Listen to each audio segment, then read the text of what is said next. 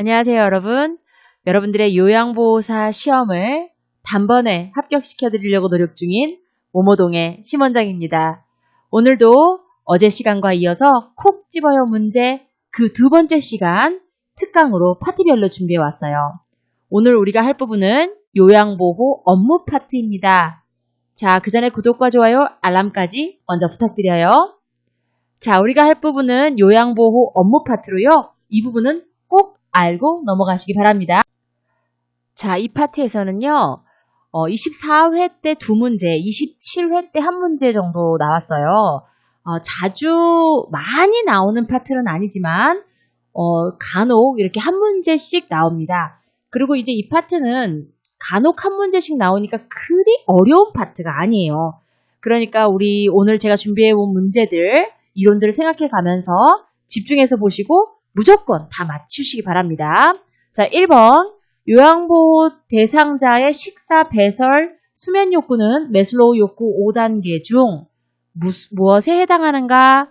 1. 생리적 욕구, 2. 안전의 욕구, 3. 사랑 소속의 욕구, 4. 존경의 욕구, 5.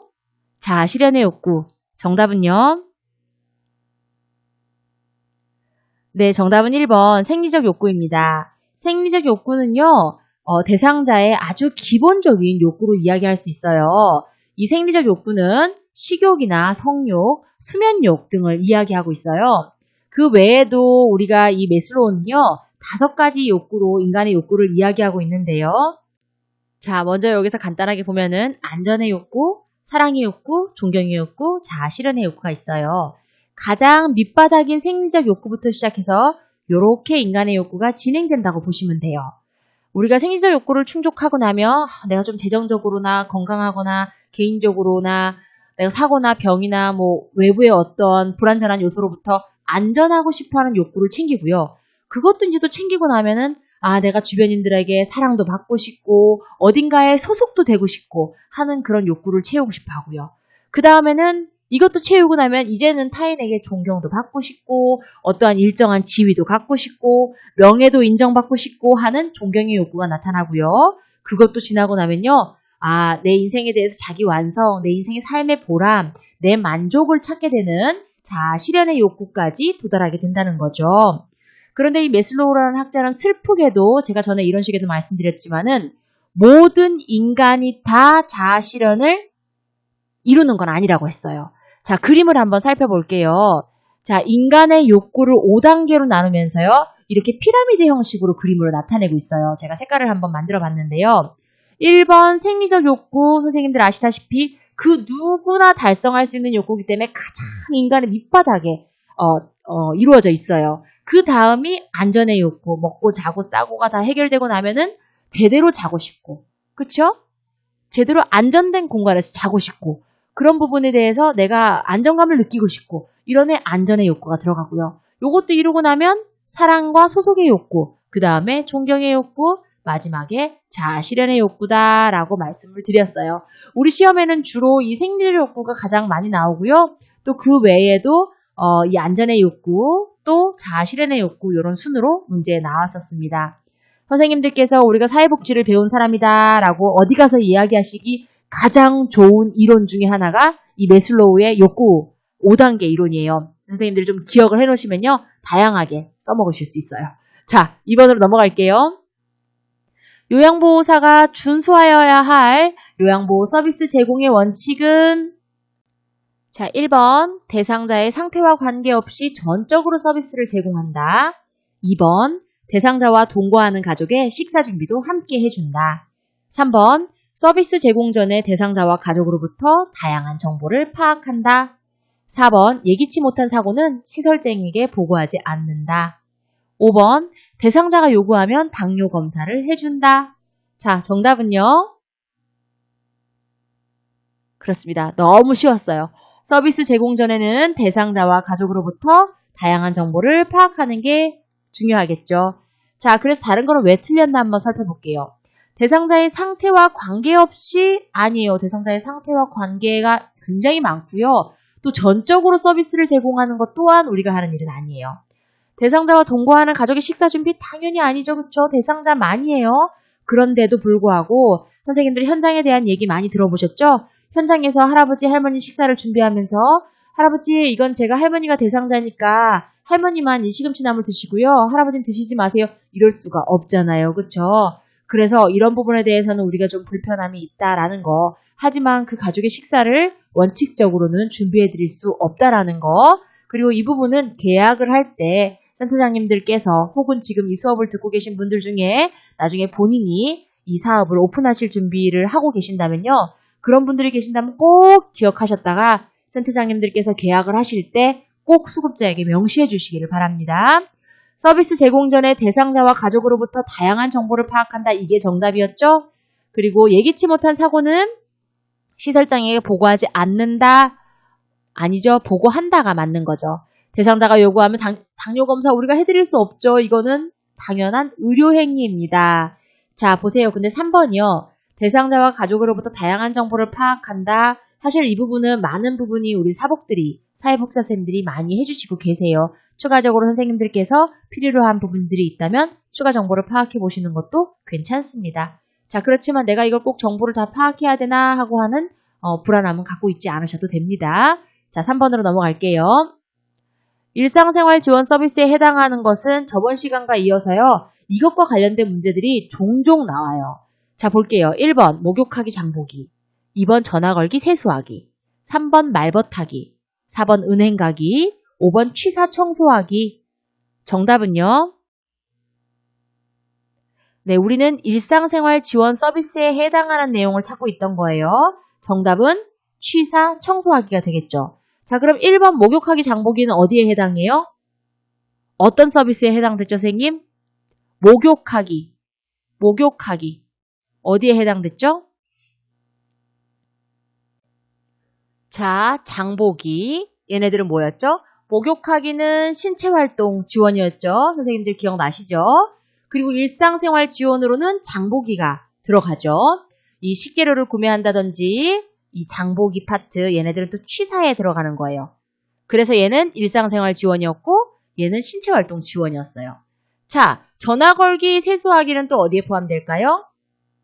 그렇죠. 얘는 또 신체활동 지원에 들어갔겠죠. 세수하기 같은 경우에. 전화 걸기 조금 애매합니다. 전화 걸기는요. 정서 지원에 들어갈 수도 있고 또 신체활동 지원에 들어갈 수도 있을 것 같아요. 자, 3번 말벗하기 어디에 들어갈까요? 맞아요. 정서 지원에 들어가죠. 은행 가기 어디에 들어갈까요? 은행 가는 거, 밖에 외출 나가는 거. 맞아요. 개인활동 지원에 들어가죠. 취사 및 청소하기가 우리 답이었죠. 일상생활 지원에 들어갔었죠. 자, 요거 다시 한 번 더 선생님들 어제 기억을 되살리면서 오늘 또 중요한 내용이니까 한 번 더 살펴볼게요. 자, 표준 서비스 내용, 서비스 분류 보면서 세면도움, 우리 어제 문제 나왔던 신체기능 유지 증진, 화장실 이용 돕기, 목욕 도움, 구강 관리, 실제로 이를 닦아드린다 이런 부분이에요. 머리를 감겨드린다 이런 거요. 식사를 도와드린다, 휠체어로 이동시켜드린다. 이거 우리 표준 서비스 분류 중에 서비스 내용 어디에 들어간다 그랬죠? 그렇죠. 신체활동 지원 서비스에 들어간다 그랬죠. 두 번째 볼게요. 취사, 청소 및 주변 정돈, 세탁. 자꾸 눈으로만 보고 그럼 알아요. 이렇게 넘어가시면 안 돼요. 이렇게 역으로도 생각해 보셔야 돼요. 얘네들이 뭐에 포함된다 그랬죠?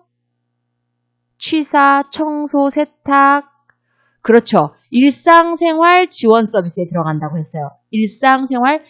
일상생활을 도와드리는 거에 밥 먹는 거, 청소하는 거, 실제로 밥 먹고 이렇게 하는 식사 도움을 주는 건 신체활동 지원이지만 이 식사 도움을 주기 전 단계 밥을 해야 되는 상황, 장을 봐야 되는 상황 이런 것들 어떤 거예요? 그렇죠. 일상생활 지원에 들어가는 거예요.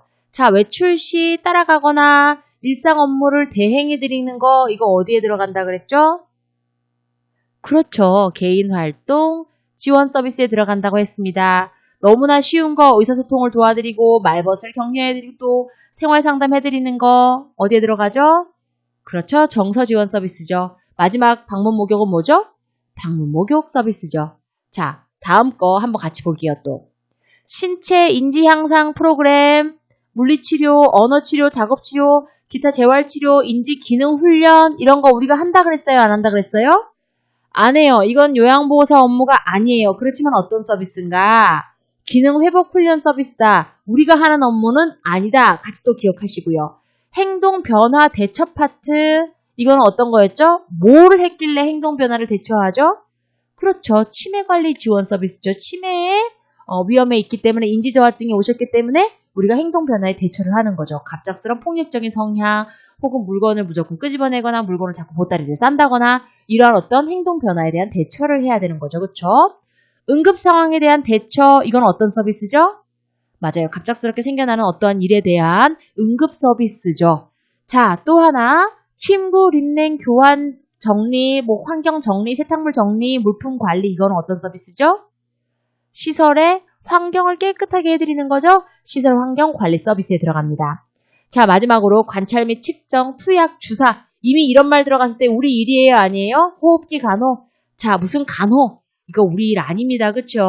그렇기 때문에 간호처치 서비스는 우리가 하는 일은 아니지만 얘는 간호처치 서비스다. 관찰 및 측정, 우리가 관찰자이기 때문에 왠지 우리가 하는 거 아닌가라고 착각하실 수 있겠지만 여기서 나오는 관찰 및 측정은 간호처치 서비스라는 거 기억하세요. 자, 4번. 외출 시 요양보호사 차량을 이용하려고 한 경우 대처 방법으로 옳은 것은 1. 차량 이용 시 요양보호사가 사고 예방을 위해 대상자 옆에 있어야 함을 설명한다. 2. 시설장에게 보고하고 동승하도록 한다. 3. 무시한다. 4. 뒷좌석에 안전벨트를 착용하고 승차시킨다. 5. 동승시키고 수가를 추가로 계산한다. 자, 정답은요? 네. 차량 이용 시 요양보호사가 사고 예방을 위해 대상자 옆에 있어야 함을 설명하는 겁니다. 우리가 가장 많이 겪는 일 중에 하나가 본인 가족 밥 해주는 거. 그리고 두 번째는 외출 시 요양보호사 차 이용하는 거. 막 이것 때문에 정말 미쳐버리겠어요. 그쵸? 그런데 이 부분을 선생님들이 그건 안 돼요. 우리 하지 말라 그랬어요. 이런 식으로 설명하시면요. 싸움이 날 수 있어요. 그래서 가급적 이게 왜 이용이 안 되는 건지에 대해서 사실 선생님들이 제가 이렇게 운전하시는 모습을 보면은 안정적이지 않아요. 선생님 혼자도 불안한데 그쵸? 대상자까지 모시고 왔다 갔다 하시다가 사고가 나면 그걸 누가 다 책임을 져야 되냔 말이에요. 그쵸? 그래서 그런 부분에 대해서 선생님들의 편의를 위해서 내가 스스로 원해서 하시는 것까지야 센터가 뭐라고 할 수는 없겠지만 임의적으로 모든 장소를 선생님 차로 이동하는 것은 사실상 문제가 좀 있을 수 있습니다. 그래서 외출 시 요양보호사 차량을 이용하려고 하는 경우에 이러한 대처 방법을 사용하시면 되고요. 요양보호사 선생님에 따라서 원하는 분들도 계세요. 나는 집안에서 2시간 동안 이렇게 같이 그냥 있는 것보다 대상자랑 같이 이렇게 외출 시 동행이나 이런 걸 해드리는 게 훨씬 더 편하다라고 해서 본인이 원하신다면 그걸 뭐라고 할 수 없겠죠. 그렇죠? 차량 이용 시 요양보호사가 사고 예방을 위해서 대상자 옆에 있어야 함을 설명하고요. 내가 내 차를 이용해서 외출 시 도와드리기 어렵다라고 설명을 자연스럽게 해드리면 되겠어요. 이것도 만약 선생님들 설명하기 어려우시면요. 시설장과 사회복지사와 같이 의논하셔서 해결하시면 됩니다. 시설장에게 보고하고 동승하도록 한다. 이것도 시설장이 운전을 하고 동승하는 것도 나쁘진 않겠죠. 무시한다. 무시하시면 안 돼요. 대상자의 의견을. 이 부분에 대해서 왜 되는지 안 되는지 설명을 해드려야지 무시하면 안 됩니다. 뒷좌석에 안전벨트를 착용하고 승차시킨다. 이렇게 해드리면 너무나 좋겠지만은 여기서 원하는 답은 아니에요. 동승시키고 수가를 추가로 계산한다. 참 이렇게 동승시킬 수 있는 법안이 있으면 동승시켜드리고 추가로 수가 계산하면 좋겠지만 우리는 운송업이 아니기 때문에요. 자칫 선생님들이 추가로 금액을 받았을 경우에 문제가 생길 수 있습니다. 일정 부분 수가를 받는 거에 대해서 저는 개인적으로 선생님들의 감가상각비라든지 이런 부분이 있기 때문에 어느 정도는 융통성이 있어야 되지 않는가라고 생각을 하지만 이거는 제 개인적인 생각이니까 여기에는 집어넣을 수가 없겠죠. 자, 그래서 수가를 추가로 계산하는 것은 올바르지 않습니다. 요양보호사 선생님들이 근무하시는 것은 방문당 수가로 이미 모든 수가가 그 안에 들어가 있기 때문에요. 서비스 비용이 그 수가 안에 들어가 있기 때문에요. 따로 추가로 수가를 산정할 수는 없다는 거 선생님들 명심하시기 바랍니다. 자, 그래서 정답은 1번이 되겠습니다. 그래서 이것과 비슷한 문제들이 나오는데요. 요양보호 서비스 유형별 대처 방법으로 옳은 것은 그래서 방금 전에 봤던 이런 문제처럼 대처별 대처 방안이 또 나와요. 한번 볼게요. 뭐든지 화장실 가기 싫다, 목욕하기 싫다든지 뭐든지 말이에요. 뭔가 대상자가 하기 싫어하는 경우에는요. 억지로 하는 게 아니라 설명을 해주고 이유를 파악하고 우리가 왜 지금 이 서비스를 해드려야 되는지도 한번 설명드려보고 그 말이 통하지 않는다면은 그거는 다음번으로 선생님들이 다시 하실 수 있는 날짜를 미루셔야 되는데 대상자가 얘기가 통한다면 이유를 또 설명해드리고 또 유도를 한번 해보고 또 거부감이 없을 만한 방법을 모색해보는 것도요. 이 뭔가를 하기 싫어하는 대상자를 위하는 방법 중에 하나고요. 우리가 대처할 수 있는 방법 중에 하나죠. 건강이 좋지 않은 상태인데 목욕을 원한다면 혈압이 너무 높다거나 막 이럴 때요. 가족에게 설명해보고요. 시설장이나 간호사와 상의를 해보거나 목욕 대신 따뜻한 물수건으로 몸을 닦아주는 방법도 이용해볼 만하겠습니다. 마비 있는 대상자가 누운 상태에서 식사를 하는 경우 이거 종종 시험에 나왔어요. 어떻게 해야 돼요? 마비가 없는 쪽에서 선생님들이 서빙을 하셔야 되고요. 마비가 없는 쪽을 아래로 향하게 해서 식사를 하실 수 있도록 도움을 주셔야 돼요. 자, 냉장고 안에 음식을 버리지 못하게 하는 경우 제가 요거에 대해서 따로 영상을 만들었을 정도로 굉장히 대상자들과 많이 트러블이 나는 부분 중에 하나입니다. 허락 없이는 식품을 버리지 마세요. 그쵸? 근데 허락을 했다 해도 치매 대상자 같은 경우 자기가 허락한 걸 또 까먹을 수도 있어요. 잊으실 수가 있어요. 그렇기 때문에요. 제일 좋은 거는 저희는 이제 센터에다 처리를 요청해달라고 부탁을 하는데 이거는 또 센터들마다 처리 방법이 다르니 뭐가 딱 맞다고 말씀드릴 수는 없고요. 센터와 의논하시고 추가적으로 가족에게 지원 요청을 센터를 통해서 하시고 또 가족 앞에서 보는 데서 정리를 하는 것도 하나의 방법이 될 수 있겠습니다. 자, 뭔가를 하기 싫어하는 경우 억지로 하는 것이 아니라 설명해주고 뭔가를 한다. 이거 사실은요. 신체활동 지원 서비스와 관련된 얘기고요. 자, 목욕에 관련된 서비스. 이건 또 어떤 서비스일까요? 맞아요. 이것도 또한 신체 관련 지원 서비스에 해당하는 얘기예요. 마비 있는 대상자 식사 준비해드린 거 이거는 어떤 서비스일까요? 맞아요. 이것도 신체활동 지원 서비스예요. 제가 선생님들한테 좀 하나씩 예시를 들어드리면서 이건 어떤 서비스인가를 한번 보여드리려고 이 파트를 준비했거든요. 자, 그러면 이건 어때요? 냉장고 안에 음식을 버리지 못하게 하는 경우 이거는 어떤 서비스일까요? 여기까지는 쉬웠어요. 뭐든지 이 몸을 움직이면서 하는 거니까. 여기는 뭘까요? 맞아요. 이거는요. 일상생활 지원 서비스예요. 가사죠. 그쵸? 자, 요구하는 물건을 사왔는데 마음에 들지 않는다고 하면 우리가 어떻게 해야 되나요? 사실은요. 그 전에 사오기 전에 이미 희망 상품을 명확하게 확인하고 그쵸? 대체해야 될 품목을 같이 파악하는 게 좋은데 그래도 계속 불만인 어르신분들이 계세요. 그런 분들은요. 가급적 같이 가서 구매하세요. 근데 이것조차 잘 안 된다 라고 하면요. 이렇게 대체 품목을 잘 확인하셔가지고 나가기 전에 이미 그 어떤 거요? 그냥 간장, 어떤 몽고 간장, 조선 간장 확실하게 확인하고 가시는 게 도움이 된다는 거죠. 대상자가 귀가 잘 들리지 않아서 가까이에서 이 얘기를 하기를 원하며 그런데 이야기가 잘 안 통한다 어떻게? 그때 보청기 착용을 확인하는데 이야기하기를 원하며 몸을 만지는 경우 우리가 어떻게 해야 되냐? 몸 만지지 말라고 단호하게 말씀하셔야죠. 전에 한번 설명드렸죠. 어머 아버지 왜 그러세요? 미쳤어요? 이렇게 설명하는 게 아니라 땡땡땡 어르신 저한테 이렇게 불편한 터치는 하지 않으셨으면 좋겠습니다. 이렇게 만지시는 거 제가 조금 불편합니다. 이렇게 단호하게 설명을 이렇게는 하지 않아 주셨으면 좋겠습니다. 딱 이렇게 단호하게 말씀은 하시되 화를 내시거나 거기다가 감정을 너무 이입하셔갖고 하시지는 마셔야 돼요. 3번. 가족의 식사 및 손주의 간식을 만들어달라. 앞에서도 잠깐 설명드렸죠. 굉장히 많이 트러블 나는 거예요. 손주의 간식보다는 보통 할머니, 할아버지가 대상자인데 한 명만 대상자인 경우 그 다른 대상자의 음식을 자꾸 만들어달라고 할 때 이걸 안 해드릴 수도 없고 해드릴 수도 없고 굉장히 현장에서 딜레마입니다. 자, 가족의 식사 등을 계속 요구하면 시설장, 간호사 등에 보고하셔가지고요. 꼭 이 얘기를 듣는 시설장님들께서 꼭 이 부분이 꼭 우리 요양보호 선생님들 마음에 잘 들도록 해결을 좀 해주셨으면 하는 제가 그런 바람이 있습니다. 물론 어려운 집들도 있습니다. 그럴 때는 가족들과 적극적으로 사례회의를 하셔야겠죠. 그쵸? 자, 그럼 얘네들도 어떤 서비스에 해당하는지 한번 볼까요?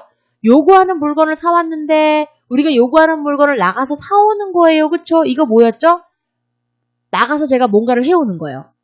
맞아요. 개인활동 지원 서비스입니다. 자, 대상자가 귀가 잘 들리지 않는 경우 가까이에서 얘기해달라고 귀가 잘 들리지 않는 경우 내가 가까이에서 이야기를 해달라는 경우 이야기하는 거에 들어가기 때문에요. 얘는요 뭐예요?